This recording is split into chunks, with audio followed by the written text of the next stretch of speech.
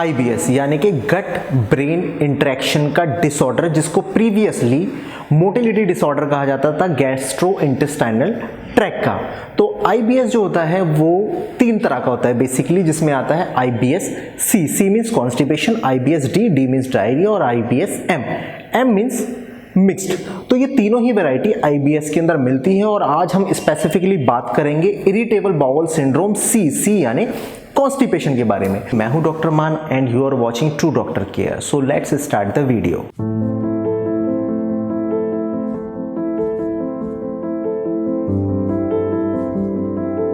Constipation सिर्फ अकेला नहीं आता, बल्कि कॉन्स्टिपेशन के साथ आपको abdominal pain, cramps, bloating, gas, abdominal discomfort, uneasiness, यहाँ तक कि आपकी पर्सनल लाइफ भी अफेक्ट हो जाती है। ये सारे के सारे सिम्टम्स, ये सारी की सारी प्रॉब्लम आपको IBS C के अंदर मिलती है। तो IBS C हमने पहले ही बताया कि गट ब्रेन इंटरेक्शन का डिसऑर्डर है और ये बाई डायरेक्शनल डिसऑर्डर है। अब बाई डायरेक्शनल डिसऑर्डर का मतलब ये है कि आपके गट से प्रॉपर मैसेज नहीं जा रहे ब्रेन के पास और ब्रेन से भी प्रॉपर मैसेज नहीं आ रहे आपके गट के पास। तो जो प्रॉपर सिग्नलिंग नहीं हो पा रही है, जिसकी वजह से ये प्रॉब्लम आपको हो रही है। और जब ये प्रॉब्लम होती है तो ये अफेक्ट करता है 3 चीजों को। पहली चीज, आपकी मोटिलिटी डिसऑर्डर अफेक्ट हो जाएगी, यानी कि आपकी जो इंटेस्टाइन की मूवमेंट है वो अफेक्ट हो जाएगी।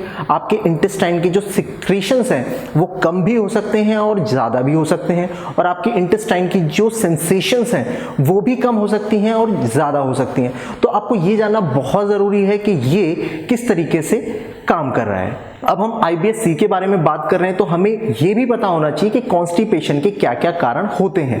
तो IBS C को डायग्नोस करने से पहले हिस्ट्री बहुत इंपॉर्टेंट हो जाती है। आप हमें जो हिस्ट्री देते हैं उससे हमें पता चलता है कि कोई सेकेंडरी कॉज तो नहीं है इस कॉन्स्टिपेशन का। तो सेकेंडरी कॉज क्या हो सकती है कि आप कोई ऐसी मेडिकेशन ले रहे हैं जो आपकी किडनी से वाटर को फ्लश आउट करती है।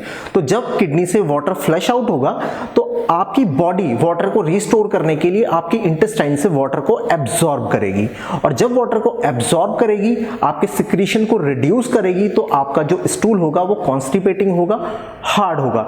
इसके अलावा कुछ ड्रग्स होती हैं जैसे कि ओपियोइड ग्रुप की होती हैं, जिनको दवाई के तौर पे भी यूज करते हैं, लोग नशे के लिए भी यूज करते हैं, वो भी जाके कहीं ना कहीं कॉन्स्टिपेशन कॉज करती है, जो कि उसका एक बहुत बड़ा साइड इफेक्ट है। इसके अलावा एंटीकोलिनर्जिक ग्रुप मेडिकेशंस होती हैं, वो भी कॉन्स्टिपेशन कॉज कराती हैं। तो ये कॉन्स्टिपेशन के कॉज पता होने बहुत जरूरी है, इसको हटा के ही हम एक अच्छा आउटपुट ले सकते हैं।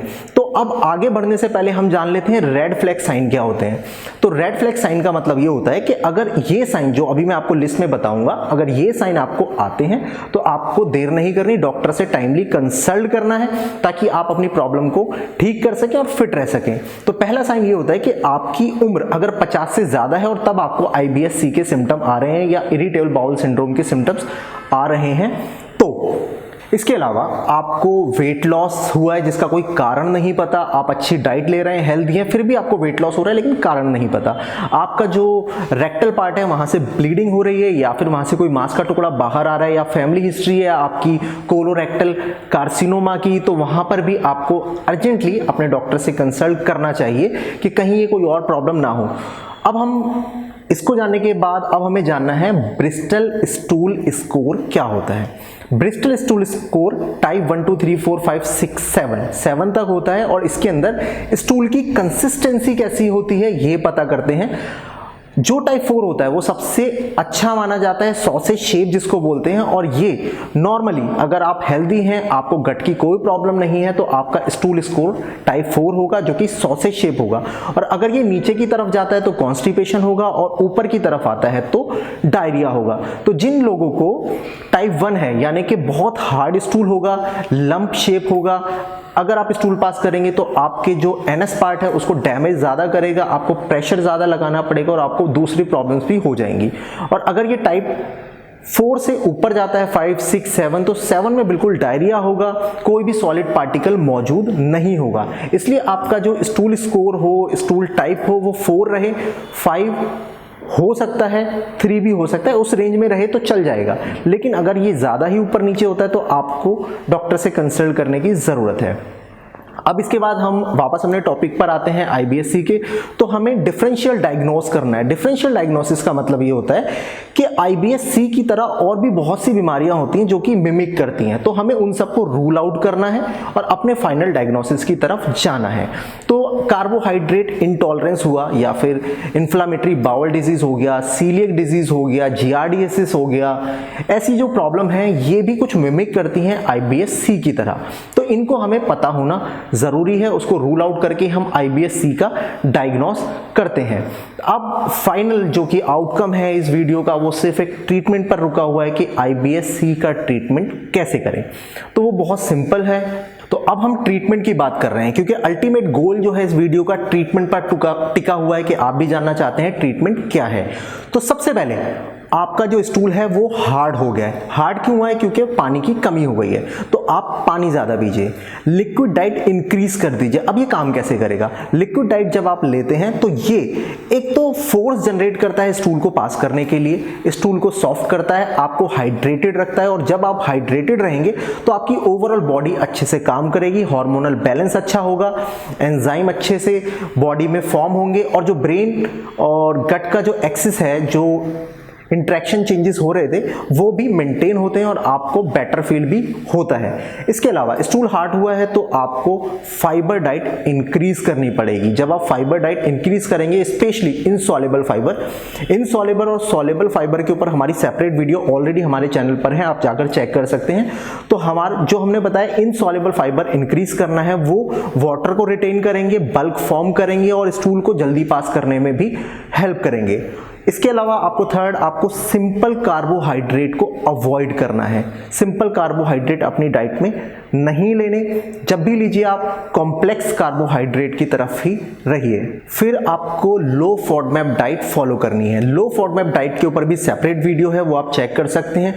लो फॉडमैप डाइट का मतलब ये नहीं है कि आप जिंदगी भर ही लो फॉडमैप पर रहें। आप स्पेशलिस्ट से मिलिए, वो प्लान करेंगे जिसके अकॉर्डिंग आपकी लो फॉडमैप से फिर वही डाइट धीरे धीरे आपकी रोजमर्रा की डाइट के अंदर इंक्लूड भी की जाएगी। लेकिन स्टार्टिंग में लो फॉडमैप डाइट पर रहिए। स्ट्रेस को कम से कम कीजिए, अपना स्ट्रेस मैनेजमेंट बहुत जरूरी है।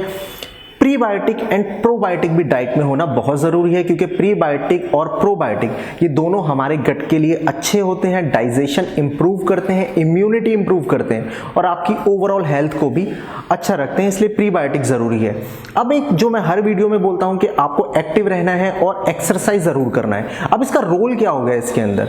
रोल ये है कि जब आप एक्सरसाइज करते हैं और एक्टिव रहते हैं तो एक ग्रेविटी का जो इफेक्ट होता है वो स्टूल को नीचे की तरफ खींचता है, तो पास होने में इजी कर देता है। इसके अलावा जब आप एक्सरसाइज करते हैं तो आपकी मसल भी टोन रहती है। मसल टोन रहती है तो कोऑर्डिनेटेड मूवमेंट्स जो होती हैं वो भी स्टेबलाइज होती हैं और एक रिदम के अंदर चलती हैं, तो आपको वो भी एक बेटर फील कराता है। इसके अलावा आपको कॉन्स्टिपेटिंग जो मेडिकेशंस हैं वो अवॉइड करनी है। कोशिश कीजिए अपने डॉक्टर से कंसल्ट कीजिए। अगर आप कोई कॉन्स्टिपेटिंग मेडिकेशन ले रहे हैं तो अपने डॉक्टर से कंसल्ट करके उनको अवॉइड करिए, या फिर अगर आप अवॉइड नहीं कर सकते तो ऑल्टरनेटिव भी होते हैं, वो आपके हेल्थ केयर प्रोवाइडर ही आपको बता सकते हैं। यहाँ तक हमने बात किया कि हम सिर्फ बिना किसी मेडिकेशन के कैसे इसको ट्रीट करते हैं, लेकिन ज़रूरी नहीं है कि आपको मेडिकेशन हमेशा कभी नहीं लेनी, ज़रूरत पड़ सकती है, वो आपके साइन एंड सिम्टम्स पर डिपेंड करता है। तो हमने बताया कि बल्क कम हो गया है तो आपको बल्क फॉर्मिंग एजेंट की ज़रूरत पड़ सकती है, जो होता है साइलियम हस्क जैसी चीज़ों में। वो क्या करता है? आपका बल्क इंक्रीज कर देता है स्टूल का, वाटर को रिटेन करता है और स्टूल को ईजिली पास करा सकता है। दूसरा, ऑस्मोटिक लैक्सेटिव। ऑस्मोटिक लैक्सेटिव क्या करते हैं? ये एसिडिक डायरिया कराते हैं, आपके गट में जाते हैं, वाटर को रिटेन करते हैं, लूज मोशन के थ्रू आपके हार्ड स्टूल को पास करा देते हैं, जैसे कि पॉलीइथाइलिन ग्लाइकोल। एक हमने बताया था कि सिक्रीशन कम हो गए, तो सिक्रीशन कम करने के लिए आपको सिक्रीशन एनहांस करना पड़ेगा। उसके लिए सेपरेट मेडिकेशंस आती हैं जिसको यूज करके भी हम सिक्रीशन को इंक्रीज कर सकते हैं और कॉन्स्टिपेशन में रिलीव करा सकते हैं। अब आपको पेट दर्द है, क्रैम्प्स आ रहे हैं, तो पेट दर्द के लिए एंटी स्पाज्मोटिक मेडिकेशन, या ब्लॉटिंग है तो एंटी स्पाज्मोटिक मेडिकेशन से उस प्रॉब्लम को रिजॉल्व किया जा सकता है और ज़रूरत पड़े तो SSRI भी यूज़ किया जाता है, यानी कि सिलेक्टिव सीरोटोनिन रीअपटेक इनहिबिटर। ये ब्रेन पर एक्ट करता है और आपके स्ट्रेस को भी कम करता है और जो ब्रेन गट इंटरेक्शन है उसको भी स्टेबलाइज कराता है, तो आपको दोनों तरफ से बेनिफिट करता है। तो ये जो मेडिकेशन बताई है ज़रूरी नहीं है कि अर्ली स्टेज में आपको दी जाए, आपकी सिवियरिटी, आपके सिम्टम डिसाइड करते हैं कि ये कब आपको देनी है, कितने टाइम के लिए देनी है, क्योंकि कोई भी दवाई लाइफ लॉन्ग नहीं है, ये कुछ समय के लिए देनी है, उसके बाद हटा के फिर से आपको नॉर्मल डाइट पर लाना है। और जब आपकी नॉर्मल डाइट से सब कुछ ठीक चल रहा है तो ये दवाइयाँ आपको नहीं लेनी, बस आपको टाइमली अपने डॉक्टर से कंसल्ट करना है। आई होप ये वीडियो आपको इन्फॉर्मेटिव लगी होगी। अगर ये वीडियो इन्फॉर्मेटिव आपको लगती है तो इस वीडियो को शेयर ज़रूर करें और वीडियो पसंद आया तो लाइक और चैनल को सब्सक्राइब ज़रूर करें। Till then stay fit, stay healthy.